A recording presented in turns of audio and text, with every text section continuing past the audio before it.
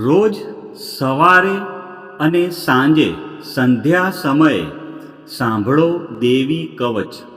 દેવી કવચ સાંભળતા પહેલાં કોમેન્ટમાં તમારી કુળદેવીનું નામ જરૂરથી લખવું અને વિડીયોના અંત સુધી જોડાયેલા રહેવું.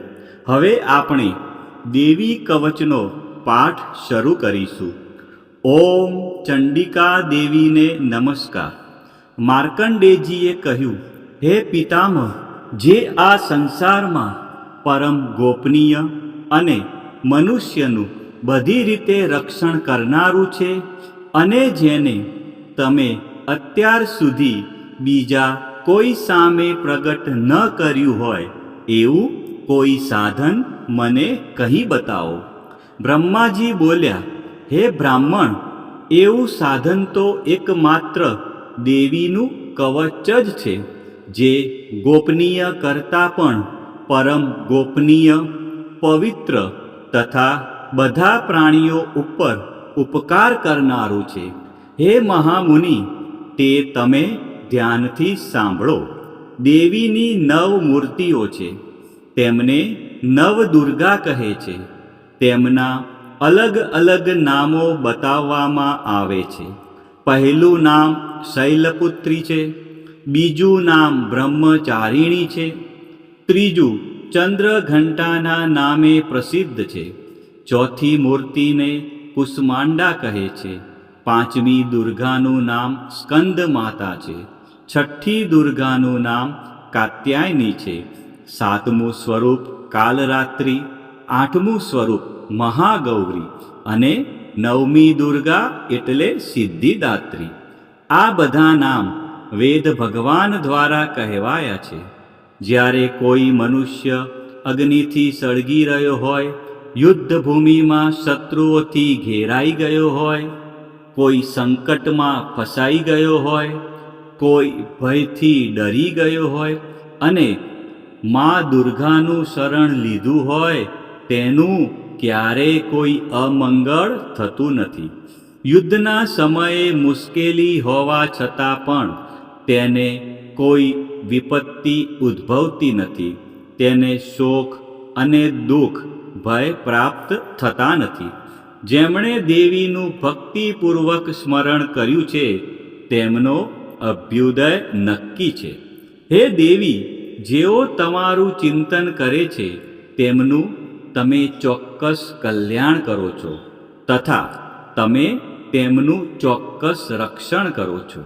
ચામુંડા દેવી પ્રેત ઉપર આરૂઢ થયેલા હોય છે અને વારાહી દેવી પાડા પર સવારી કરે છે. ઐન્દ્રી દેવીનું વાહન ઐરાવત હાથી છે. વૈષ્ણવી દેવી ગરુડ પર આવે છે અને માહેશ્વરી દેવી આખલા પર આરૂઢ થયેલા છે. કૌમારી દેવીનું વાહન મોર છે. વિષ્ણુ પ્રિય લક્ષ્મી દેવી કમળ પર વિરાજમાન છે અને તેમના હાથમાં લાલ કમળ છે. આખલા પર આરૂઢ થયેલ દેવી ઈશ્વરીએ શ્વેત વસ્ત્ર ધારણ કરી રાખ્યા છે.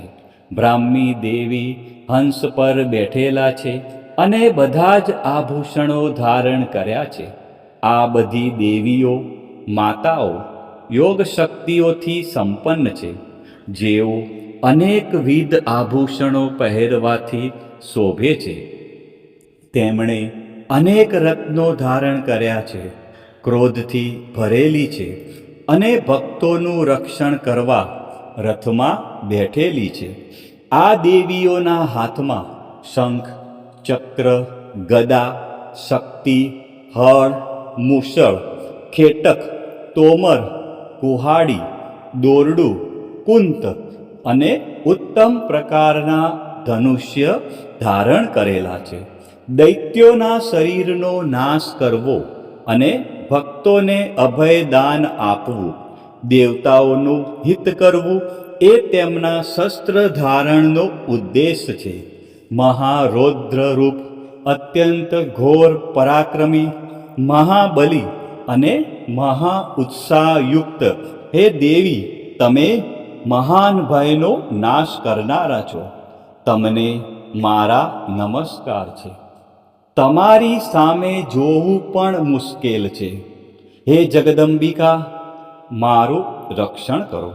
પૂર્વ દિશામાં ઐન્દ્રી શક્તિ મારું રક્ષણ કરે. અગ્નિ ખૂણામાં અગ્નિ શક્તિ, દક્ષિણ દિશામાં વારાહી તથા નૈઋત્ય ખૂણામાં ખગધારિણી મારું રક્ષણ કરે. પશ્ચિમ દિશામાં વારુણી અને વાયવ્ય ખૂણામાં હરણ પર સવારી કરનારા દેવી મારું રક્ષણ કરે. ઉત્તર દિશામાં કુમારી અને ઈશાન ખૂણામાં શૂલધારિણી મારું રક્ષણ કરે. હે બ્રહ્માણી, તમે ઉપરની બાજુએ મારું રક્ષણ કરો. હે વૈષ્ણવી, તમે નીચેની બાજુએ મારું રક્ષણ કરો. આ જ પ્રમાણે શબ જેનું વાહન છે તે ચામુંડા દેવી દસે દિશાઓમાં મારું રક્ષણ કરે. જયા દેવી આગળની બાજુએ અને વિજયા દેવી પાછળની બાજુએ રક્ષણ કરે. ડાબા ભાગે અજિતા દેવી, જમણા ભાગે અપરાજિતા દેવી મારું રક્ષણ કરે. ઉદ્યોતિની દેવી શિખાનું રક્ષણ કરે અને ઉમા દેવી મારા મસ્તક પર વિરાજિત થઈને મારું રક્ષણ કરે. માલાધરી દેવી મારા કપાળનું અને યશસ્વિની દેવી મારી ભમરોનું રક્ષણ કરે. ત્રિનેત્રા દેવી ભમરોના મધ્ય ભાગનું અને યમઘંટા દેવી નાસિકાઓનું રક્ષણ કરે. શંખિની દેવી અને શંખિની દેવી આંખોના મધ્ય ભાગનું રક્ષણ કરે અને દ્વારવાસીની દેવી કાનોનું રક્ષણ કરે.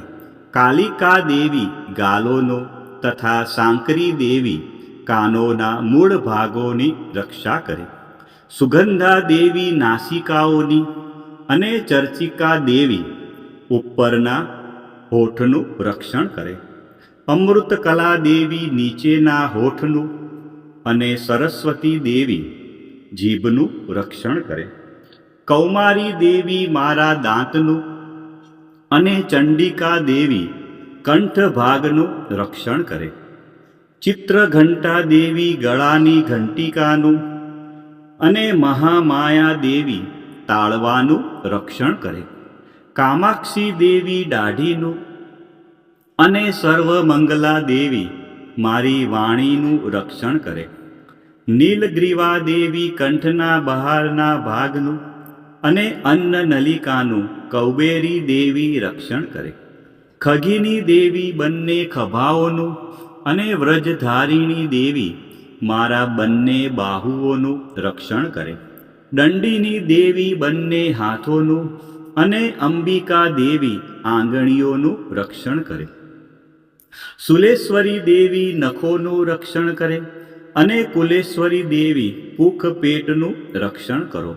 મહાદેવી બંને સ્તનોનું અને શોક વિનાશીની મનનું રક્ષણ કરે. લલિતા દેવી હૃદયનું અને શૂલધારિણી દેવી ઉદરનું રક્ષણ કરે. કામિની દેવી નાભીનું અને ગુહેશ્વરી દેવી ગુહ ભાગનું રક્ષણ કરે.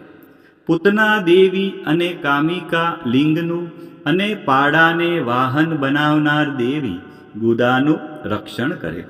ભગવતી દેવી કટી પ્રદેશનું અને ઘૂંટણોની રક્ષા વિંધ્યવાસીની કરે. સર્વ કામનાઓ પૂરી કરનારા દેવી જંઘાઓનું રક્ષણ કરે. નારસિંહી દેવી પિંડીઓનું રક્ષણ કરે. તૈજસી દેવી બંને પગોના પૃષ્ઠ ભાગનું રક્ષણ કરે. શ્રીદેવી પગોની આંગળીઓનું અને તલવાસીની દેવી પગના તળિયાનું રક્ષણ કરે. પોતાની વિકરાળ દાઢોથી ભયંકર દેખાતા કરાલી દેવી નખોનું અને ઉદ્ધવ કેશીની દેવી વાળનું રક્ષણ કરે. કૌબેરી દેવી રૂવાંટીના છિદ્રોનું અને વાઘેશ્વરી દેવી ત્વચાનું રક્ષણ કરે. પાર્વતી દેવી રક્ત, મજ્જા, વસા, માંસ, હાડકાં અને મેદનું રક્ષણ કરે. કાલરાત્રિ દેવી આંતરડાઓનું અને મુકુટેશ્વરી દેવી પિત્તનું રક્ષણ કરે. પદ્માવતી દેવી કમળ કોષોના મૂળ આધારનું અને ચૂડામણી દેવી કફનું રક્ષણ કરે.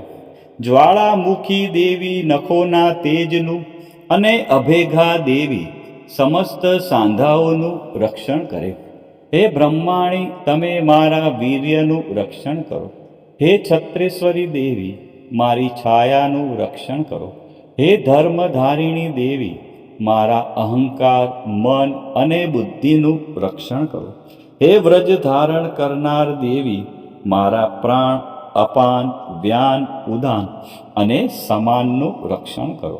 કલ્યાણથી શોભતા હે દેવી, મારા પ્રાણનું રક્ષણ કરો. યોગીની દેવી રસ, રૂપ, ગંધ, શબ્દ અને સ્પર્શનું અને હે નારાયણી દેવી, તમે મારા સત્વ, રજ અને તમો ગુણનું રક્ષણ કરો. વારાહી દેવી આયુષ્યનું રક્ષણ કરે. વૈષ્ણવી દેવી ધર્મનું રક્ષણ કરે તથા ચક્ર ધારણ કરનારા દેવી યશ અને કીર્તિ, લક્ષ્મી અને ધનનું તેમજ વિદ્યાનું રક્ષણ કરે. હે ઇન્દ્રાણી, તમે ગોત્રનું રક્ષણ કરો. હે ભૈરવી દેવી, તમે પત્નીનું રક્ષણ કરો.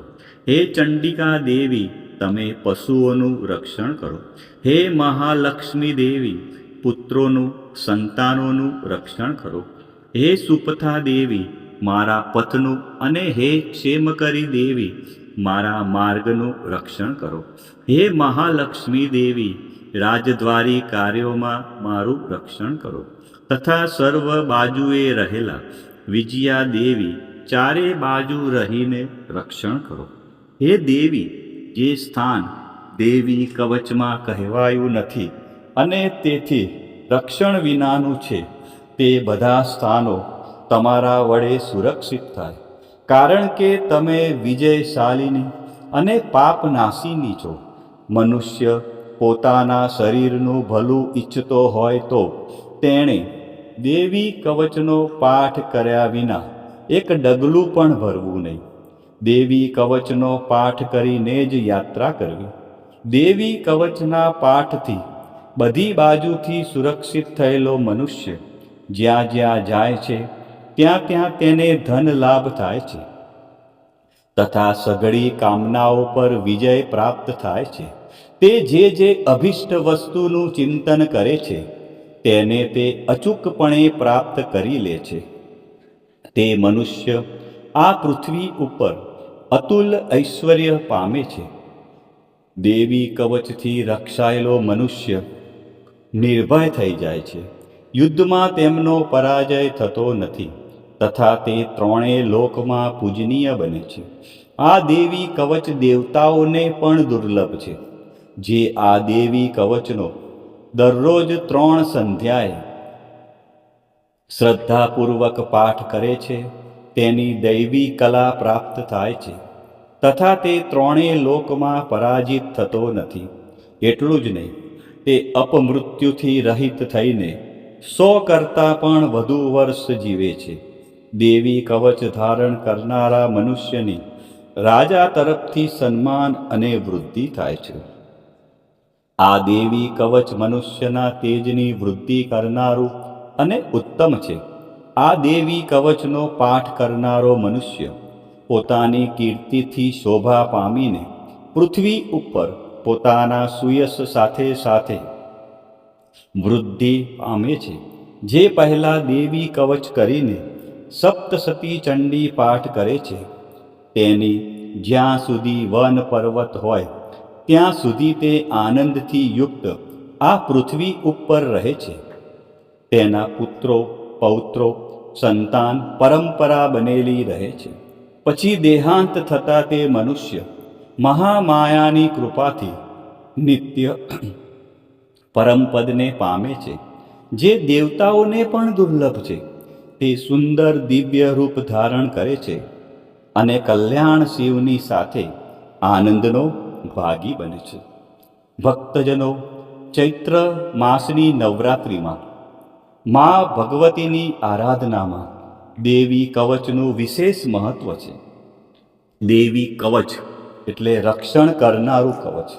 આ પાઠ દ્વારા મા દુર્ગાના વિવિધ સ્વરૂપો આપણા શરીરના દરેક અંગ અને જીવનના દરેક ડગલાનું રક્ષણ કરે છે. ઋષિ માર્કંડેયજી દ્વારા વર્ણવેલ આ દેવી કવચનો જો ચૈત્ર માસની નવરાત્રિમાં નિત્ય પાઠ કરવામાં આવે તો મનુષ્ય નિર્ભય બને છે અને તેના જીવનમાં સુખ શાંતિનો ઉદય થાય છે. આજના આ વિડીયોમાં આપણે સંપૂર્ણ દેવી કવચનો પાઠ સાંભળ્યો. વિડીયોના અંત સુધી જોડાયેલા રહ્યા અને મા અંબાના આ પરમ કલ્યાણકારી સ્ત્રોતનો લાભ લીધો. બોલો શ્રી અંબે માત કી જય. બોલો શ્રી ચામુંડા માત કી જય. ખોડિયાર માત કી જય. ઉમિયા માત કી જય.